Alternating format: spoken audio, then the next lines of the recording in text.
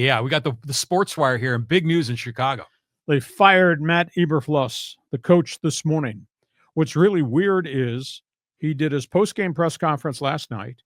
He did his after-game, day after press conference today. And within the hour, they had another press conference announcing he was gone. Had to happen.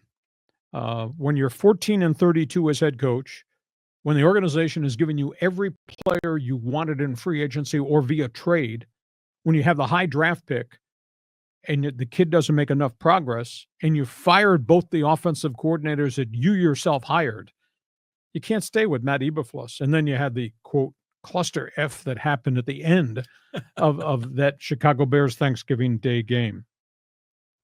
They need somebody with offensive credentials to come in to work with the kid, Caleb Williams. But that was a disaster, what happened at the end of that Bears game when they got up off the mat and came back and nearly beat the Detroit Lions, only to screw it up on the final drive and final possession. So he is gone. That's the third head coach that's lost his job in the season.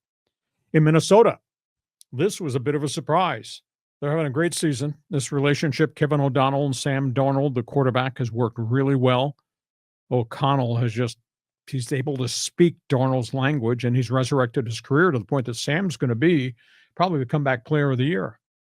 He might not have a job, though, because Minnesota just signed Daniel Jones, who just got released, bought out, put on the street corner by the New York Football Giants.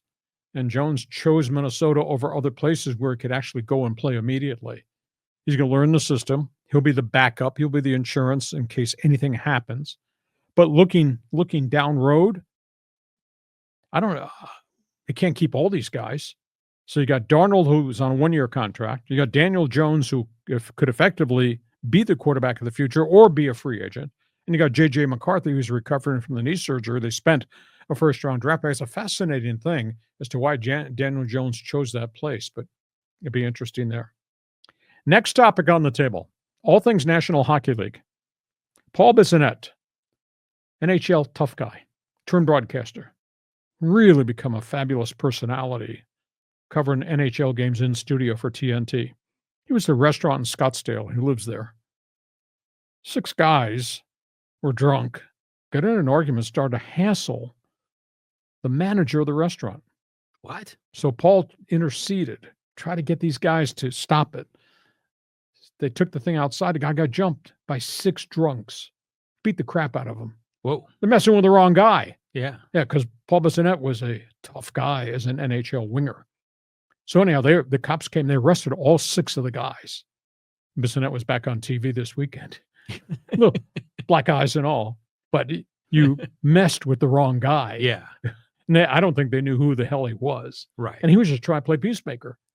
All the patrons in the restaurant said, no, this guy was asking these people to leave. They don't want you here. And then he walked outside and he got jumped. Amazing, amazing story. And the last topic on the table, LIV Golf, Saudi Arabia, blood money. Took 35 guys from the PGA Tour 3 years ago. And the LIV has made no impact globally at all on the golf world, except it's made a lot of guys like Phil Mickelson and Dustin Johnson, those guys, really rich. They terminated Greg Norman, the CEO. He's out. He was the point man that lured all these guys with the Saudi checkbook. And he was the one that I think was really blocking the success of these merger negotiations between the PGA and the LIV. And at the end of the day, yeah, we've developed the next group of stars on the PGA Tour, but the TV ratings for both tours have absolutely gone into the gutter. And they still don't have this merger done because now there's investigations, there's an antitrust violation, etc. But Greg Norman will not be the point man representing the LIV, so maybe this thing will move forward. So, John, da Bears, not very good.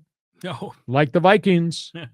Just make sure when you're arguing with somebody in a bar, it's not an NHL tough guy, and talk about Greg Norman. Well, the Greg Norman firing makes sense because they haven't been able to get the thing solved. So you got to get new leadership that can kind of work a deal. The NHL story is kind of funny in a way, but yeah, you don't mess with, I think of other like tough guys like Marty McSorley, and Sure. those are guys you don't want to piss off. These guys obviously weren't hockey fans. They're in Scottsdale, Arizona, where there's no longer an NHL team, but I know this guy. I know of him. I've seen his work on TV is really funny. It's hilarious. He speaks like a freaking cop, like a tough guy. Perfect. And he's always enunciating, well, if it were me in the corner, I'd do this to that guy who hit my star. That's who he is. See, it's like the Charles Barkley of hockey. Exactly. You know, like he'll just speak his mind and get the insight to what's really going on in their head when they're on the court or on the ice. So that's great. I mean, the Vikings thing, my suspicion is that Daniel Jones wanted to go somewhere that he can maybe get a ring.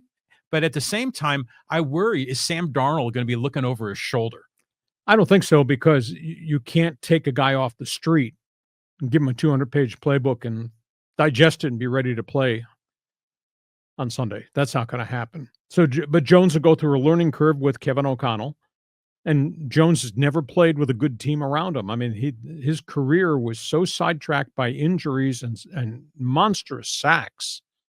I think I quoted you last week.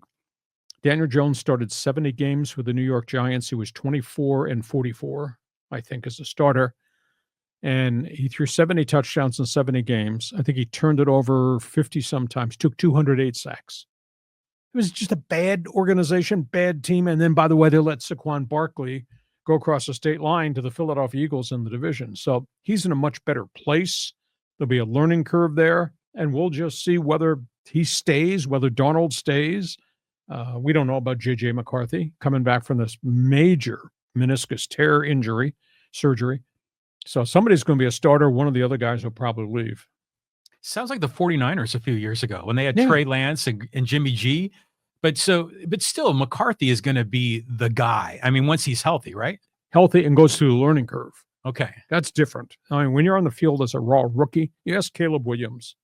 Yes, Jaden Daniels. Big storyline in Washington this week. After the Redskins have lost 3 in a row. The Redskins? I mean, yes, the Cleveland Indians, too. Yeah. The Commanders. Jaden Daniels said he admitted, I've hit a wall. This is a long season. Yeah. And his play has started to come down a notch or two, and he was carrying them. So when you talk about J.J. McCarthy, that's not instant success when you're a raw rookie. Well, it's like that on all the sports. They play so many more games at the pro level than at the college level. I can see how they would hit a wall because they're young. You know, they don't really. They're probably so emotional and worked up to start the season. Yeah, your football. You're drafted. You start in OTAs in April and May, and then you go to training camp, and then you play that, and then you do the whole season and that preparation, and you're going to hit a wall somewhere. And so we're getting December 1st, and Jaden Daniels has admitted to Washington, yeah, I've kind of hit a wall. Now, it's interesting because the only rookie whose arrow's projected up is playing really well is in Denver, Bo Nix. Oh, yeah. And he started slowly. I didn't realize this till this week. He's got 20 touchdowns and only 6 picks, and he's not playing on a great team, but he's gotten progressively better and better and better as we've gone. Well, you used to always say he's a systems quarterback, but maybe he's a lot more than that. Well, he's playing for a mad scientist who is doing a good job. Sean Payton's system obviously fits his kid, and he doesn't have a lot of great skilled people around him yet. They're going to fix this and they're going to build it. He's had a remarkable season. He has not hit a wall. Interesting. And Caleb Williams, I want him to be successful. I want the Bears to be relevant again.